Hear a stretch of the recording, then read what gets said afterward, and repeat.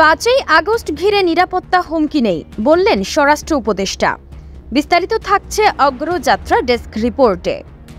গণ অভ্যুত্থান দিবস উদযাপন নিয়ে কোনো নিরাপত্তা হুমকি নেই বলে জানিয়েছেন স্বরাষ্ট্র উপদেষ্টা লেফটেন্যান্ট জেনারেল মোহাম্মদ জাহাঙ্গীর আলম চৌধুরী। বুধবার সচিবালয়ে সাংবাদিকদের সঙ্গে আলাপকালে তিনি এই তথ্য জানিয়েছেন। স্বরাষ্ট্র উপদেষ্টা আরও বলেছেন, আগামী 5ই আগস্ট দেশে নিরাপত্তা নিয়ে কোনো ধরনের হুমকি নেই, সবকিছু আইন শৃঙ্খলা বাহিনীর নিয়ন্ত্রণে রয়েছে।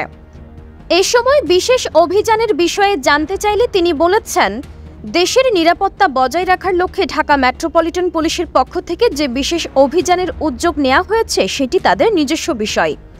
যে কোনো সময় নিরাপত্তার জন্য তারা এমন অভিযান চালাতে পারে বলে জানিয়েছেন উপদেষ্টা। রংপুরের গঙ্গাচড়ায় সংখ্যালঘুদের ওপর হামলার বিষয়ে জানতে চাইলে জাহাঙ্গীর আলম চৌধুরী বলেছেন, হামলার ঘটনায় কাউকে ছাড় দেয়া হবে না।